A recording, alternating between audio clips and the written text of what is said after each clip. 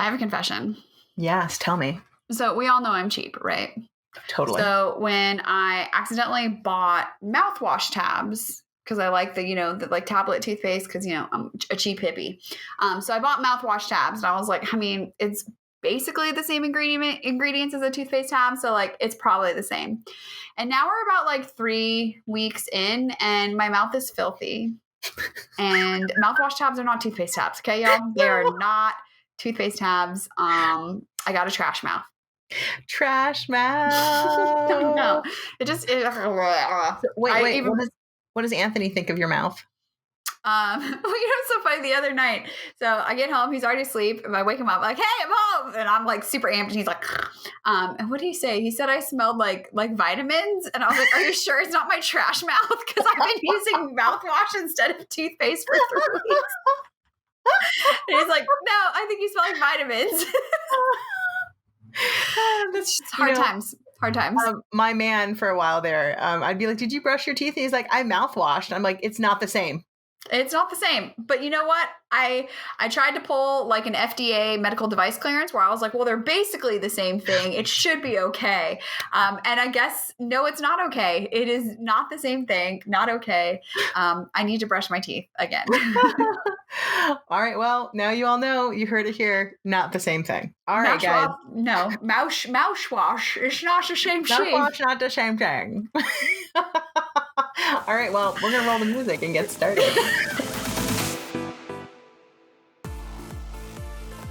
I'm crying. Hi, I'm Sybil Solon. I'm an esthetician and spa owner. And hi, I'm Alex Ellis. I'm a body nerd and wellness expert, and we are business besties. And bosses. Running your own business, it's hard. But we are terrible employees, so we're figuring it out. Let me tell you, I've already figured it out. I mean, I think I have. But I will say, the more I do the show, I kind of wonder. But we promise to share everything we know about what it takes to make 6 figures and beyond. And be brutally honest about what works and what totally sucks.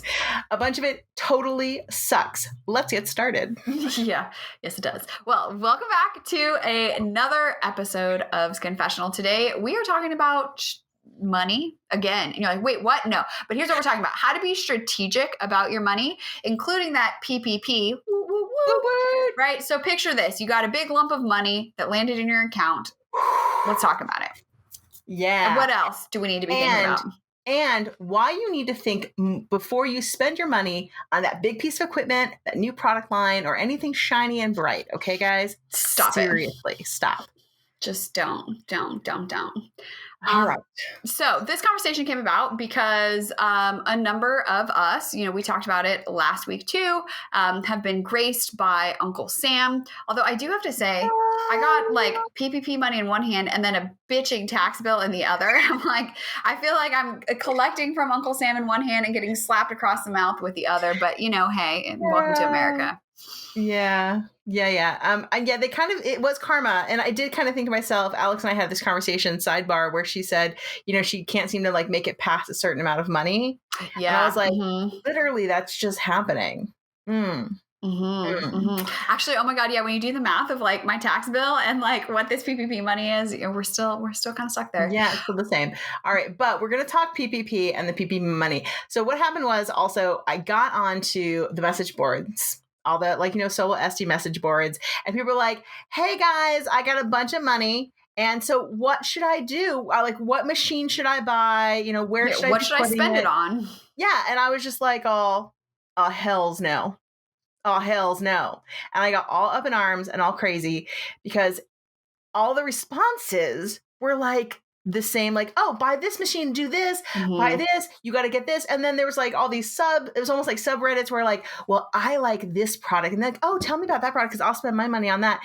And not one person asked strategic questions about like, hey, why are you spending your money? What are you spending your money on? What do your clients need? Have you thought about getting like, I don't know, a bookkeeper? It made me crazy. So let's go ahead and have a real session about where you could be spending this PPP money and how to think about it strategically so that, sure, if you want to buy a big piece of machine and that's the right thing for you, awesome. But maybe maybe it's not the right thing. Let's find out. Yeah. And I also, of course, you guys listening, I always like to run my ideas possible too. And this is coming from someone who has had a number of like bailouts. Like I'm bigger than the airline industry over here. And yet it wasn't until now that I feel like I'm able to like really think about this money and like what to do with it. Right. So I got enough PPP money to seriously take a huge dent out of my credit card debt. I absolutely did. But when I sat and thought about, these questions, like who am I actually serving? What do they need? And how can I turn this into more money down the line? Right. I already have a plan to aggressively pay off my debt. I'm doing it. I'm working on it. We're doing fine. So spending that money on my credit card debt, like just leaves me kind of like where I'm at right now, but maybe a little bit, a few months down the line versus using that money to pay for my, basic expenses still on my austerity budget that I run, where we're literally paying for the bare minimum. And then taking that just little cushion or pillow that it gives me and turning that into running Facebook ads to product sales so I can make more money. Because, and I looked at this and I was like, cool, ran the numbers. If I know I can get this up and running within, 2 weeks, and I could get to a place where I'm making just as much, not just as much money as this PPP money, but like making more money anyways. Right. And the difference between that, and this is what we're talking about being strategic, is this setup of what I'm thinking is putting me into position to be making more money ongoing. Right. It's long term. Yeah. And so even when the PP money is gone, even if it like never comes again, I've already put myself up. It's like you've skipped 100 meters in the race so that you can just be more ahead from where you were before. Exactly. And so this is why people who are successful in business, they plan out, they strategize their money plans. They're not just like, I have money, it's burning a hole in my pocket, I'm gonna spend it. Wow, it's gone now. Right? Been there, done that. Lots of times. So let's go ahead and talk about some of the things that you should be thinking about, and we think that you should be thinking about before you go out and like make a decision where you're putting your money. Okay. So the first thing I want to talk about is making a plan for yourself about what is best for you and your money. So think about what you should be doing for yourself, right? So look at your business, look at your brand, and think to yourself, where am I in my business right now? Right. Everybody talks about seasons, and I'm not like a talker about of seasons. it's very like now. Trying season right now, right? For me, my business, right? Where are you in? Like, if you're in a growth season, that's something where you're like, okay, so yay, so this is definitely a time where I'm gonna like try to buy something and do something and move forward. But buying something might not be like a product or a gizmo. It might be like something that moves you forward, like a virtual assistant, a website, a bookkeeper, like someone to set up your online shop so that you can still see clients while it just gets magically done in the background. Right. Something that like allows you to spend more time doing something else that makes you money while it makes money passively. And how Alex and I talk about passively as it's not really passive. It's passive because I did a shit ton of work on the front end to make me money. And I'm still paying attention. Oh God. Right. Quietly, it's just not like as active. No, quietly, I don't have to show up with my face to make the money. Like to be like, that's passive income. Exactly. So you have that. You also have the phase where sometimes you have to look at where you are in your business and think, okay, I actually don't know what I want to do next. I don't know. I'm looking at my business and I'm like, we did a whole episode on FOMO. I don't have a compass. I don't know what's happening. I keep buying things and I don't know what I want. Like, am I doing acne? Am I seeing aged people? Am I doing pigmentation? Like, what am I doing? Who am I? I just keep asking people who I am when I grow up. Right. If that is who you are, this is a time to maybe take that money and either set it aside and think about what you should be doing. Maybe find some assistance. This is when you go get business consulting. You find a business consultant and they're like, help you make a path and a plan. I mean, honestly, I would say hire a financial therapist because that shit changed my life. Absolutely. You can have one of those as well. Money well spent right there. Yeah. Or you sit down and you like, Alex has taken a lot of courses on this where it like helps you make a plan and be like, what am I doing? I know for me, and we've talked about this before, when I've made the worst business choices in my business, it's because I was like, I bought that new shiny thing. And then later I was like, what was I thinking? This is not who I am. I am not a gadgets gizmo. I should not be burning people's faces. Why did I buy a burning person's faces device? I heal people with my hands. Mm-hmm. That was not who I was. Have you ever bought something where, because I know you talk a lot about being, really contemplative before you buy the equipment and researching and doing all those things. Have you ever done all of that and then still gotten a machine and regretted it? Have I ever done the research and then regretted the machine? I've never done the research and regretted the machine. I have literally twice purchased a machine because other people were like, no, it's going to change your life. It's going to change your business. And then regretted it twice. I've done it, guys. I've been there. And you didn't do the research yourself? No, because I trusted the people I talked to. Right. Like I did. Like I trusted those people and they're like, it's going to change your life. It's going to change your business. And don't be stupid. Get on it now. Like it's a good deal and do it now. It's going to change your business. And guess what? Those devices are sitting in my closet doing nothing. They're not who I am. They're not what I'm about. And I can look at myself and say, well, I know how to use them. I know that they're not right for me. But I'm very sad that I spent $2,500 on one and $5,000 on the other. Right? Exactly. And, understand people that almost any of these devices have no resale value. Yeah. Yeah. Nobody wants your used device. Not really. Well, and that's sort of, return on investment is like thinking about the resale value of the thing that you're buying. And maybe the thing that you're spending money on is the time and the infrastructure to make more money. But truthfully, we've talked about hiring a service provider to like set up your website or get your Shopify thing in order or whatever. Yeah. That, if you don't have that set up yet, that is the best thing you can be doing with this PPP money before you buy another piece of equipment. Like, come on. Get your online house in order, right? Yes. Get your online house in order. Piece of equipment that I have loved, and sometimes you do. Maybe there is a piece of equipment that you're like, it is time to bring in a piece of equipment. Like I am ready for a piece of equipment. I did make a decision my second year of business. Now I made the decision at the very beginning of my business. I was like, I'm going to bring in my lovely hydrofacial machine, which is behind me here. Oh, hey, girl. You're watching. My hydrofacial machine. Now I've had my machine for like 15 years, people. 15 years. I've based much of my business on the machine. I spent $25,000 on it. I strategically made the decision to purchase it. I knew how many facials I had to give to pay it off. I rolled the entire thing out. I put it on a 0% APR credit card, so I knew I didn't pay any interest on it. I knew how much the upkeep was. I understood how much every facial was going to cost me. I knew everything there was to understand about that device. I knew that it was going to be a backbone of my services. And to this day, it is. I've built all these facials around it. I have a sound bath facial around it. I have a nap time facial around it. I have people who come in for just hydrofacials. I am a hydrofacial queen and I love my hydrofacial. Do I have other machines that are quite as heavy as that? No, I don't. I have one other device that I love that's very expensive as well. It's my microcurrent device. Dude, I base a bunch of facials around it? No, but I purchased it because I knew it was an addendum piece. But I spent probably a year thinking about purchasing it. Yeah. So Alex, you just talked to me about you have a class that you thought about purchasing. Oh, yeah. For since December.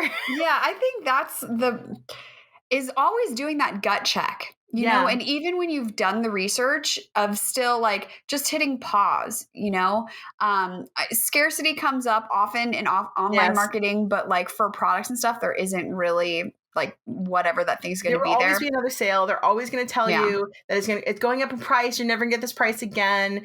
We're not going to have availability again. And remember, with machines, I guarantee you somebody's going to want to sell that used and you're going to get a really amazing deal on it.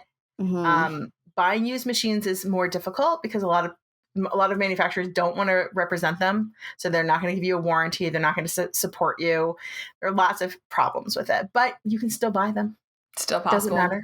Still possible. So this course you're talking about. Hello, Ella. You hear Ella in the background there? It's deciding she wants to leave. This dog. Let me finish my thought. Okay, so this course I wanted to buy was a copywriting course, and I had been following this copywriter. I have tons of respect for her. She's super awesome, and I've been thinking about buying this course, and she announced that she was building it like last year, like end of last year. I said December, maybe even earlier. So I'm on her list and I'm waiting, and I'm doing a webinar. I'm like, sign me up. I want to go. And I'm in the webinar, and like also like know yourself is the best business advice ever, because I know if I'm sitting in that webinar, I'm going to want to buy the thing. Like, come on, that's just how this works. Yeah. So I'm really thinking about it. And of course now I have some money, right? So buying it wouldn't be a huge, and I was like, well, I could pay for it monthly, and like, oh, it could make me more money. So I texted you and I was like, should I buy this? And you were like, well, do you actually want that? And I was like, oh wait. So let's talk about the important questions you should ask yourself before you, and these are actually questions I ask myself before I buy anything. All right. First question is, do I really want this? Right? Your initial answer is always gonna be like, yes. Well, yeah, and here's why. Right? But actually, when you ask the second question is, why do I want this? Because I asked you, why do you want this? Right? Because often you want this because of an emotional reason. Always. Right? It's always emotional. Right? Sometimes it's like, well, I really think this is going to help me, for, but sometimes it's like, well, it looks really good. Somebody told me I should get it and it's going to change my life. Okay. If somebody had asked me those questions, I would have been like, should I be buying that plasma pen? I don't know. Which, by the way, I have 2 estheticians, which it is perfect for their practice. It will literally be like the perfect item for their practice. And I've told them, I'm like, this is a great item for your practice. You should sell them yours. It's not, once again, resale value on something is really very, very difficult. Also, it does take off my skin tags really well. So I do kind of like having it in-house. Oh, I got to knock off the one then for $100. So it was worth it. I do like to take my skin tags off with it. So I just have very expensive skin tag remover. But, so you have to ask yourself the emotion of, why do I really want this? Yes, right? Because I think emotion is always involved in purchases that we're making. Like even like food at the grocery store, like you lean towards the stuff that you like and makes you feel good. And you're never like, should I buy this chicken breast? No. It's never like, should I buy this? It's always like, should I buy this kombucha? Yes. Right? Oh my God. And what flavor? Ooh, but do I deserve it this week? I mean, literally every time. Right. And then, so the next question I asked you, Alex, was, what is it going to do for you? Yeah. And even just like hitting pause and having someone to have this conversation with, like if you don't have someone to have this conversation with, bust out your journal, have your conversation with your journal or just yourself. But really thinking about, how does this fit into the bigger picture? And the more I thought about this specific course, I am at the season in my business where like I have done all the courses. And at this point I could probably write a majority of them, not to the level that these, experts can, but like actually she absolutely could, which is what I told her. I've been there, done that. I've taken all these courses. Yeah. I'm at a place now where I really want, and this is, I always said from the beginning, I just want a copywriter to like do the writing for me. I just want a copywriter. But that was because I didn't know how to write for my people. I didn't know what they wanted to hear. I didn't know who I was or how to write for that. And now that I know that, taking another course that's going to help me to do that better, like I already know this. Like I already am a writer. I already know what I want in this season is somebody individually to like look at my writing and say, let's change this. What do you really want to say? And that's not what this course was. Right. And so that was a conversation we had. Oh, okay. No, I want to do this instead. Also, this is less money. It's a different format, which is important. Like, what are you buying? How do they show up? Does that align with how you like to show up better? And like, does it all mesh together? And then even after that, right, I thought about it a little bit more and I was like, you know what? I actually don't want that other thing either, because I don't want to focus just on this one thing. I want to be in a group of people who are trying to do similarly to what I'm doing. And I don't want those 2 things anyways. So being able to strategically think, and I think the best way to do that is to make a list. We've talked about this before as well. Yay, Lindsay, you're the bomb. Of the things that you want to buy that you know long term are going to bring you joy, they're going to be helpful, they're going to serve a purpose, so that when you are in that emotional state of trying to make that impulse buy because somebody says, oh, buy now, you're going to get this like extra cool bonus or whatever, that you could just do that gut check. And even though you're in an emotional state, you can be like, okay, well, here's my list. No, this isn't on my list. And I can't think of a reason why it should be.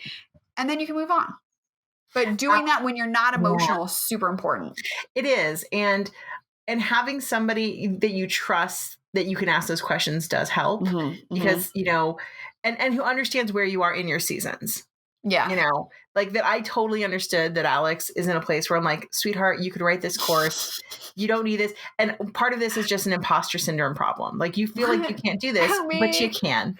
No. Right? Yes. Yes. You know, there's always just a part of you. And understand that, people, there's always just a part of you that's like, somebody's going to do this better than me. And they must know more than me. Right. And it's the same for us when we're in a treatment room. A machine is going to make me look like I'm better at my job than my two hands. Right. It must do better. All of the people tell me so when they're selling it to me. Yes. Right. Oh my gosh. Nobody's going to come out. By the way, I will, but nobody else is going to come out and say, you know, your job, you are good at what you do. You don't need a machine. Right. I have been doing my job for many years now. And yes, I love my hydrofacial machine and I use it very much because I love it for extractions, but it is not what makes me a good esthetician. I'm a good esthetician because I'm a good esthetician. Without that machine, I still make a ton of money. Right. I make a ton of money with my hands alone. Snap that up. Yes. Yes. Yes. Yes. But right. then My best facials are massage-based facials. My nap time facial is my number one selling facial, people. It is a massage-based facial. And yes, they like if I add a hydrofacial to it because it makes their skin feel clean. But that's it. It's a glorified cleaning machine. So then I guess the question too that I'm thinking as well, how do we get to that place though, which I feel like we've talked about before and also last week, where you have that confidence in yourself?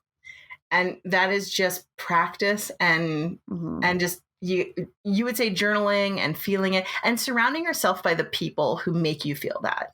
Yeah. I truly feel like you have to, and I just said this to you, it's time for you to be a part of a mastermind group, to surround yourself with those people who sit around and be like, girl, this copy is great. Like if you were in a group, they're just like, I mean, we could maybe hone this, but this looks great. Like what if you were in a group that they were just like, that looks great. That would make me feel so much better than being alone in my head, which is right. And so sometimes that's why you're in a group. You're in a group for sometimes you're just like in a group where somebody's like, sounds great. I don't know. I mean, what do you want me to say? It looks great. I'm not being sarcastic. It's good. Launch it. Do the thing. Do the thing. Do the thing. And so we have to remember when you have that money, sometimes you're using that money because you want to feel validated. I'm going to say that again. Sometimes you want to spend that money because you want to feel validated. Yep. Okay. That money is not going to make you feel validated for very long because that comes from inside you.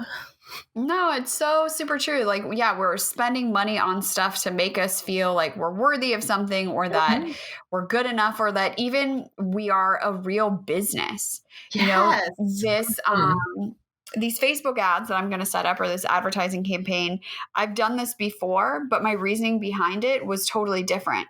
It was because I like to be able to say like, oh, look at me. I'm such like an official OG business. And there wasn't really an overall plan in place. And so now as I go back to do the same thing that I've done before, but how I'm approaching it is different. That strategy is now in place, how it fits into the bigger picture, the vision, the mission are all there. And so the same action is now completely different energetically. And I know that also the results of it will be different because how I'm thinking about it is completely different. Absolutely. Absolutely. So, you know, and when you are making those decisions, so like Alex is talking about like spending money on Facebook ads, and that is something where she is thinking about her future. This is a future focus, right? And so when you are thinking about spending your money and you're strategizing, you are strategizing for that future. So whatever you're purchasing, whatever you're doing with your money, whatever it is, and whether it's your PPP money or if it's like, You had $100 extra windfall because somebody gave you a baller tip. Okay. Mm-hmm. You need to think about strategically what you can do with that money. Will that $100, will that $20,000, Mm-hmm. will it make you more money long term? And that's what you really need to think about. How is that going to make you more money in the long run? Is it spending it on an ad? Is it spending it on new sheets because yours are kind of looking janky and they're starting to get frayed? Is it sometimes the not sexy stuff? Is it, once again, like I'm going to say, a bookkeeper? Is it your website? Do you need to get that new upgraded app in your Shopify store that's going to allow people to do add-ons, which therefore is going to make you more money? You know, it's not the sexy things sometimes. You know, and Alex, you live So in not true. sexy land because you live online. It's all not sexy. Well, you know what's interesting too, just this conversation as well, of like thinking about your priorities and like where you want to go and what you want to do. I'm in a time of life right now where I'm taking care of a family member. And so I'm not in my business all day, every day. And the less I work, the happier I have been. Wow, amazing. Right? Oh my God. Amazing. Shocking. Yeah. Also, I'm going to ask you one question. And the more that you're not working, is it working for you? Oh my God, I've made more money, like literally 90% more money in the last 2 weeks than I have ever. So I'm just like, oh, clearly me tinkering and being in here and just like on the struggle bus, like isn't what's making me money, you know? So I think too, it's important to like take that step back to really evaluate, to have the conversation, like, what do I actually want to be doing? And am I building a business that I actually like? Yes. Or am I just building a business that I think that I should be building? Yes. Yeah. And so when this comes back to the idea, when I talk to estheticians specifically, and it could be salon owners or whoever it is, when you're thinking about your business, and this was hard for me. I'm gonna be honest with you, I was far too late into my business when I had like a light bulb moment of this. What is it that you are actually doing in your practice? Who are you? And that isn't just like, we talk about niches all the time. I'm actually not talking about your niche. I'm talking about who are you in your business? And I ask estheticians this all the time. They're like, what do you mean? And I'm like, if I asked you, what do you believe in as an esthetician? Can you tell me? I mean, I believe in natural ingredients. No. I want to know who you are. What do you believe in? Who are you? If you ask me, I believe that we heal people with our hands. There you go. That is who I am as an esthetician. Yeah. Right? I deal with the hard cases and I heal people with my hands. All right. So I want you to think about what you do and who you are as an esthetician. If you can get it really clear, and this is like your business, right? We do this with our businesses all the time. Alex is always like, get clear on what you are, who your business is. As estheticians, you have to be clear as an esthetician who you are. If you can get clear on that, you will also be clear on what you should buy and what you shouldn't buy. What lines you should carry, what lines you shouldn't carry. Knowing that I think we heal with our hands, do you think I carry a lot of acids and crap? Do you think I do a lot of peels? No, probably not. Do you think I have like a lot of right? Do you think my room is full with machines and radio frequencies and lasers? Probably not. But if I was like, I take a bunch of massage classes and I love going to cadaver courses. It's probably my jam.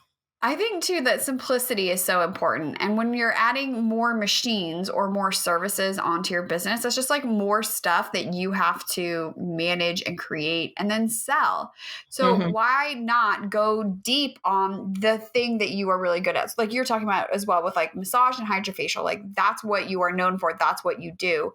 And so people come to you for that. If they want something else, cool, they can go somewhere else, but you can't be a, jack of all trades and be an expert at everything. No. You can't be all things to all people. Like you have to choose your lane, in the sense of like, this is what I stand for. This is what I do. And I'm going to plant my flag, because it just makes every decision of, do I want to partner with this company? Do I actually need Right. that thing? It makes all of those decisions so much easier. And we have I think we have 5 episodes on this at this point, guys. I think we literally have 5 episodes walking around this in many different ways. And I'm going to ask Alex, what is it that you do?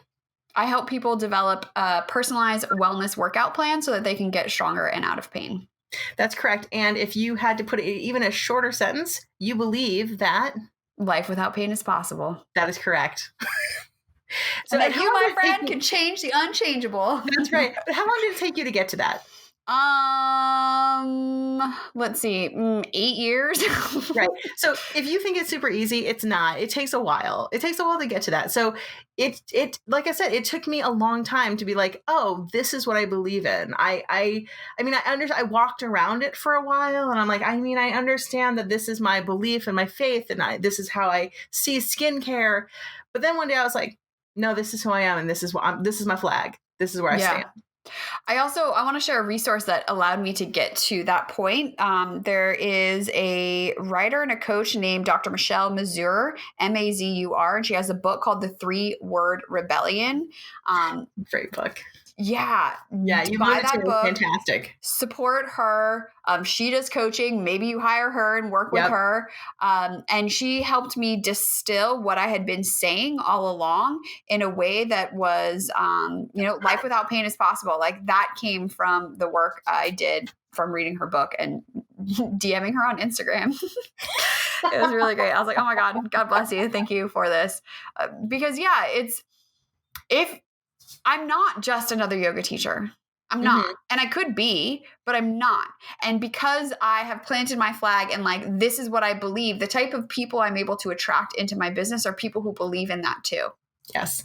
Yes. And absolutely. You got to plant your flag for something. Right. And, once again, we're going to quote Hamilton. If you don't believe in something, you believe in nothing. What do you stand for?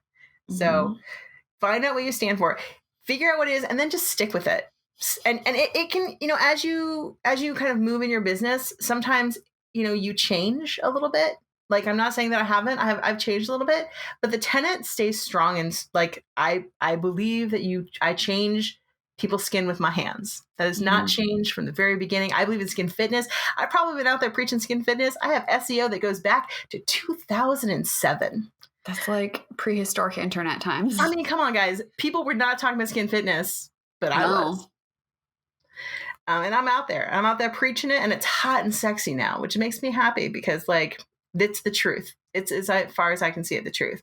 So one of the things when you're talking strategically about you and you're making your strategic choices, you are going to think about for yourself how that matters to your principles and who you are and your beliefs. Mm-hmm. And that will help you decide how you're spending that money.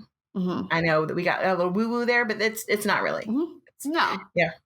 So what are you doing with your PPP money? So I'm investing mine in web development, hardcore in web development. I'm looking for a Shopify person to do more SEO work and clean up.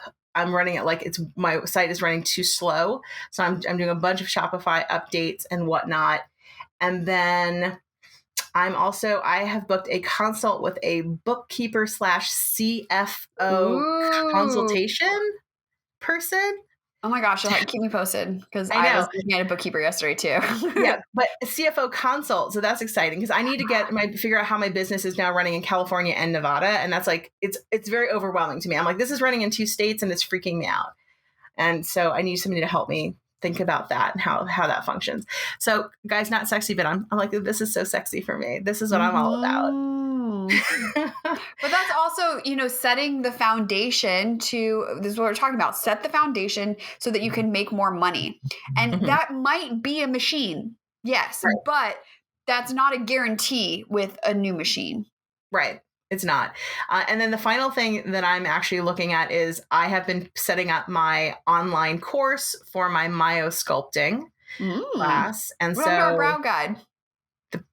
The brow guide is set aside for just a mo. No! Just a mo. Because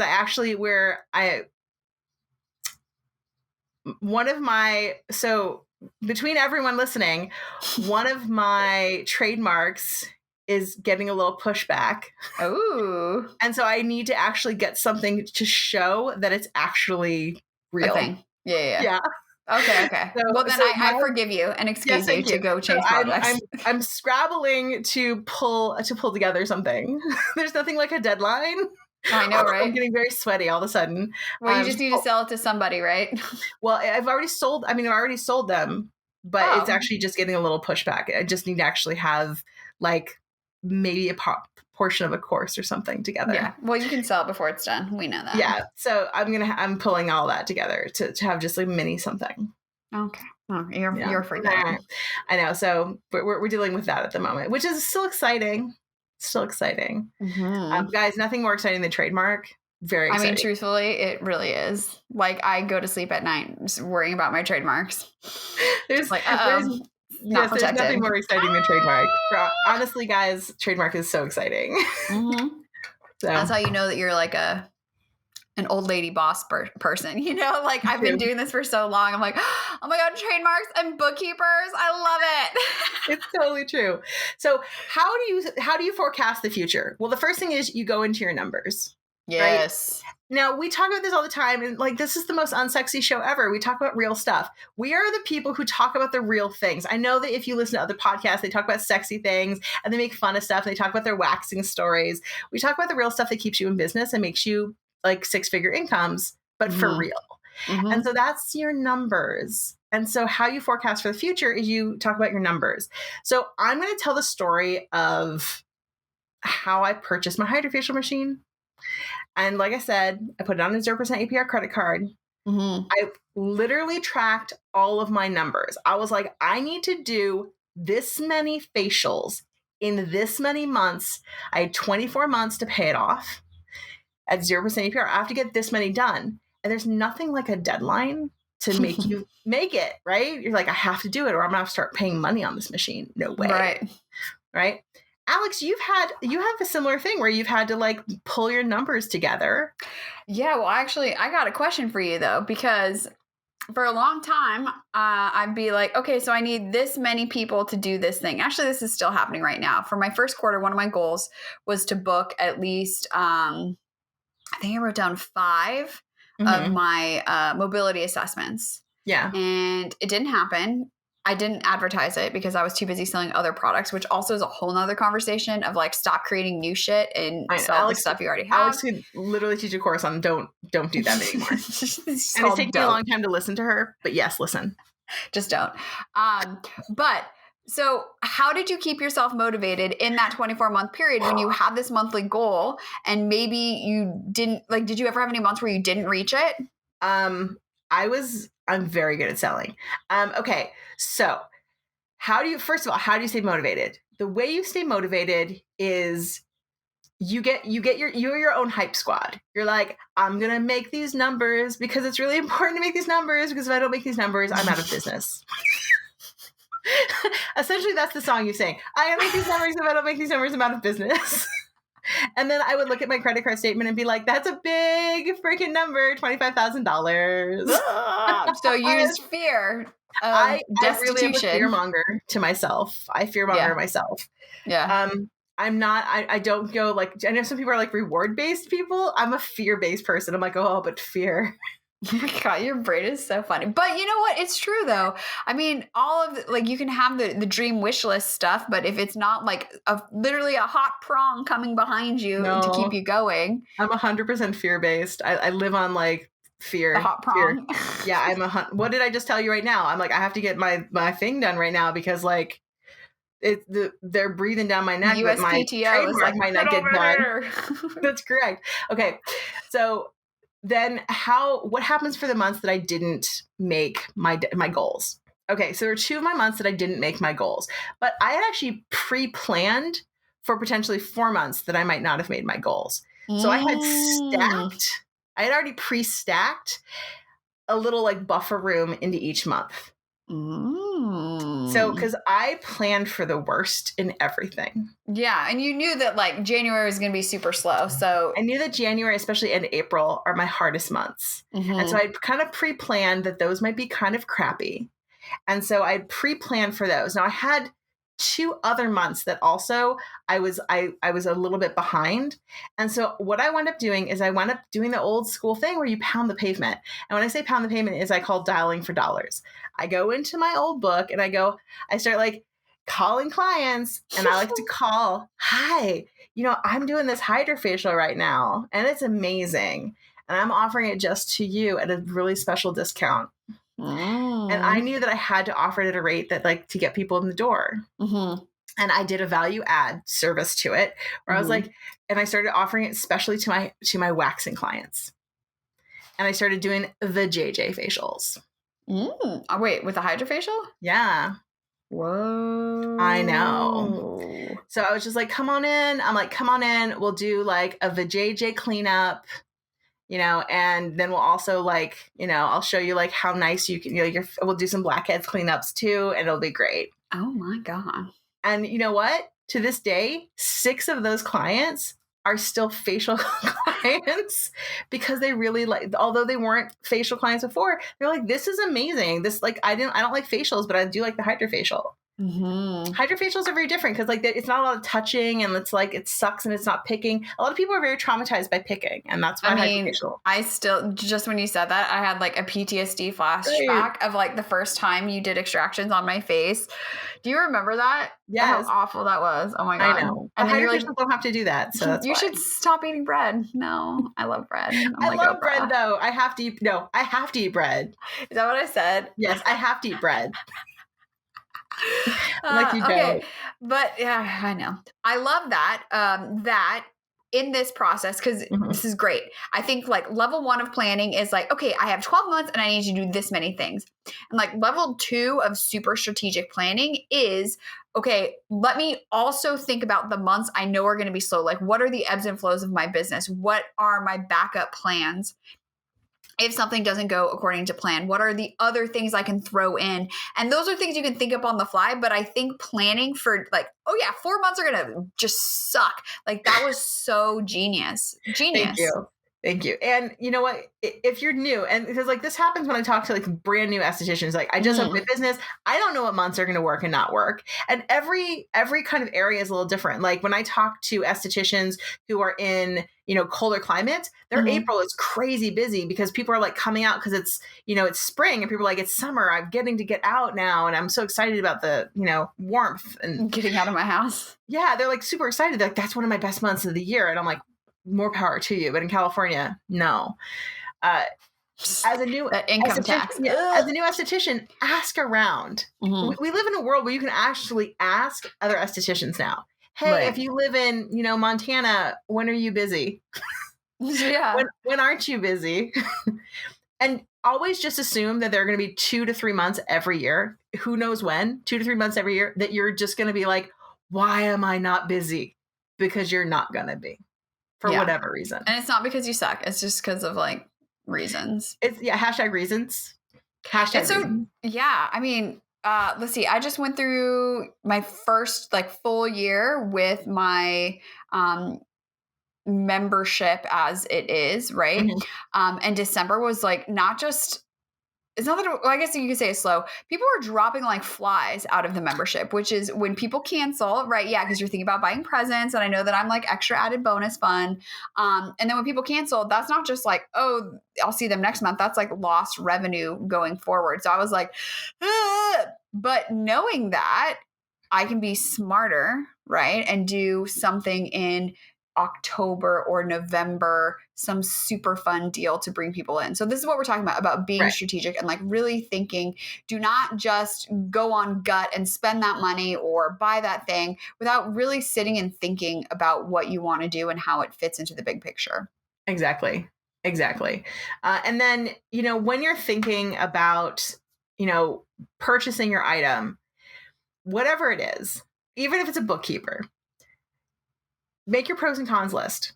Don't buy it right away because we come from emotional places. Do your research, do your pros and cons list. Why is it good? Why is it bad? What is it going to do for you? And then we've talked about this before and I've done it with Alex. What is it going to do for you? What is it going to do for your clients?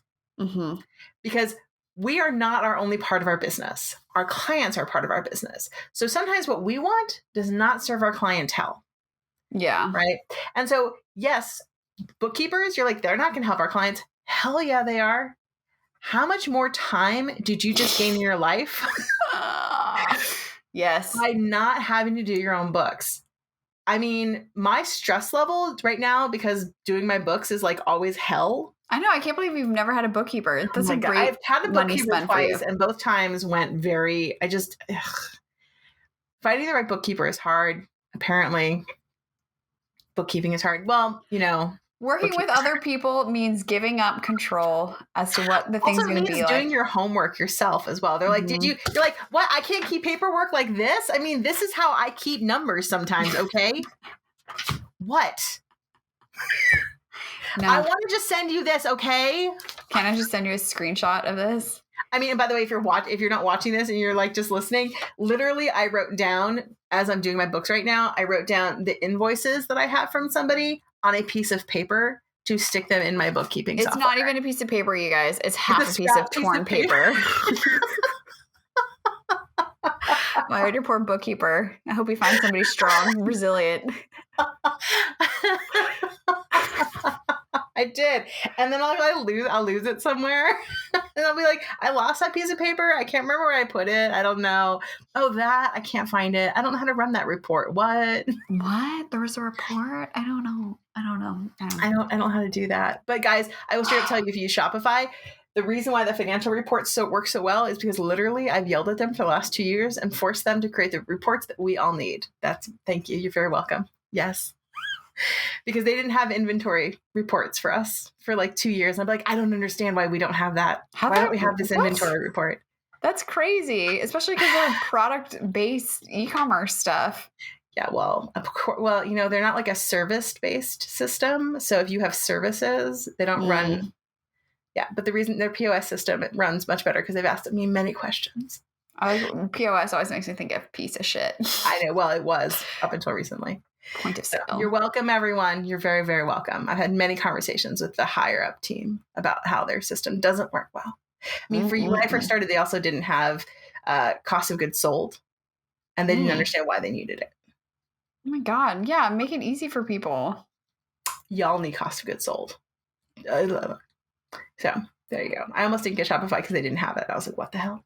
So, getting back to it. So the reason sometimes that you purchase something is you get it for your clientele. And so you need to think about what you're getting for your clientele. So if you're like, I really want this hydrofacial machine. Okay, awesome. Is it good for your clientele? If your clientele is like, I'm afraid of noise, then maybe it's not for them, or they're like really like very like all natural and they don't want machines at all. Well, then you shouldn't be thinking about it for them because that's not your clientele at all. I was just recently in a place where I'm like, I don't understand the bed that was purchased. And I'm like, did we think about the clients who are going to be lying on this bed? Things like that. Think about your clients and what their needs are, not just your needs. Yeah. You mean it's not just about me? What? No, it's not. What? In fact, it's almost never about us when we're working in a service industry. We're actually usually second. Yeah. Sad but true. Sad but true. All right, I'm going to go through our little list here, but I think we hit them all. I think we nailed them all. It's a big episode. If you already spent your money, I'm sorry, but maybe you should think about that a little bit more. I hope you did not spend your money yet. Hopefully you just got it and you're just like, it's just burning a hole in your pocket.